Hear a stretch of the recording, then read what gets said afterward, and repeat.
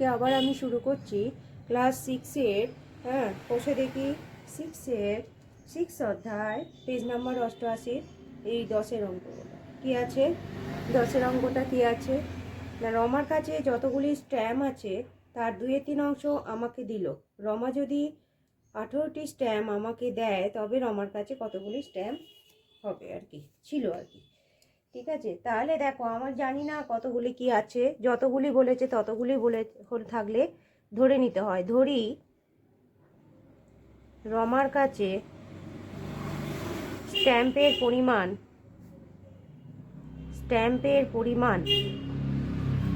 1 অংশ হলো। এবার বলছে 2/3 অংশ আমাকে দিল, তাহলে হচ্ছে কত অংশ দিল না 2/3 অংশ। 2/3 অংশ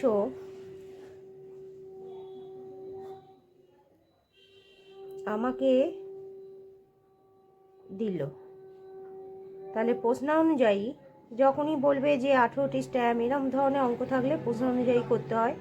প্রশ্ন অনুযায়ী 1 ইন্টু মানে 1-এর এত অংশ 2/3 অংশ আমায় দিল ইকাল টু 18টা ইকাল টু, তাহলে কত হবে, একটা এখানে যেমন রইল থেকে গেল বা দিতে হয়, বা 1 অংশ ইকাল টু ওটা ওপাশে চলে গেল এটা, তাই তো 18, এটা হবে 3/2, তাই তো 3/2 হবে, উল্টে যাবে, এপাশে এলে উল্টে যায়, এটা গুণে ছিল এপাশে এলে ভাগ হয়ে যাবে, উল্টে গেল, 9 দুগুণে 18, তাহলে 27, তাহলে এটা হবে 27টি স্ট্যাম্প। এই অঙ্কটা হয়ে গেল। ঠিক আছে, 27টি স্ট্যাম্প রমার কাছে ছিল, তাহলে উত্তরটা কি হবে, রমার কাছে 27টি স্ট্যাম্প ছিল।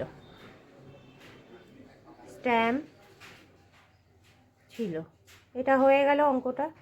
এবার হচ্ছে রাজিয়া তার টাকা 2/5 অংশ দেবনাথকে ও 3/10 অংশ সুনিতাকে দেওয়ার পরে তার কাছে 180 টাকা রইল। প্রথমে রাজিয়ার কাছে কত টাকা ছিল, এটা বলেছে অঙ্কটা।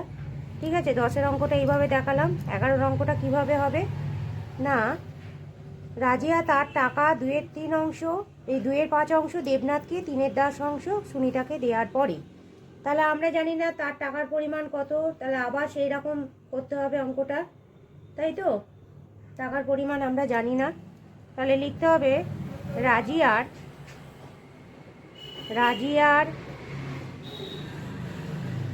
লিখতে হবে, ধরি রাজিয়ার টাকার পরিমাণ 1, তাই তো 1 অংশ, এটা হলো তার টাকার পরিমাণ 1 অংশ।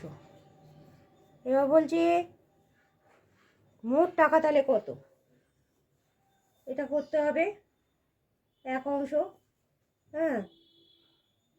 তাহলে এবার তাদের মোট টাকা, রাজিয়া তার মোট টাকার বলছে, মানে ওই টাকাটার এত অংশ একে দিল, তাই তো রাজিয়া টাকা দিল, মানে এই টাকাটা থেকে দিচ্ছে, রাজিয়া টাকা দিল, প্রথমে এই দুটো কত দিল সেটা যোগ করে নেবো, 2/5 যোগ 3/10 যোগ হবে, তাই তো তাহলে 10ই হবে লসাগু, 5 দুগুণে 10, 2 2 4, আর 10 1 10 3, তার মানে 7/10, এইটা দুজনকে মিলিয়ে এই মোট দিল এত। তো এবার কত থেকে দিল, 1 থেকে দিল 7/10, তাই তো অবশিষ্ট বা বাকি টাকা লিখতে পারি, বাকি টাকা,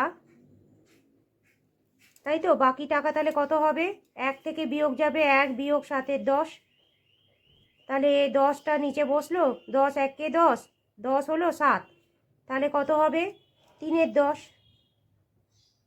তাই তো 3/10 অংশ। এবার বলেছে তার কাছে এত পরে টাকা রইল, এত দেওয়ার পরে রইল, তাহলে প্রশ্ন অনুযায়ী হবে,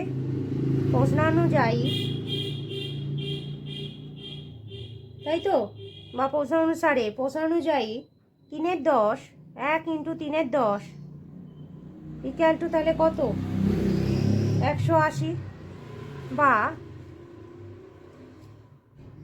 1, তাই তো 1 অংশ ইকুয়াল টু তাহলে কত হবে 180, 10-এর 3 হয়ে যাবে, এপাশে গেলে গুণ হয়ে যায়, এই ভাগ হয়ে যায়, তিন ছয় 18, শূন্য, তাহলে হলো 600 টাকা।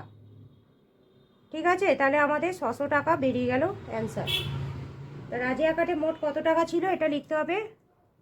রাজিয়ার কাছে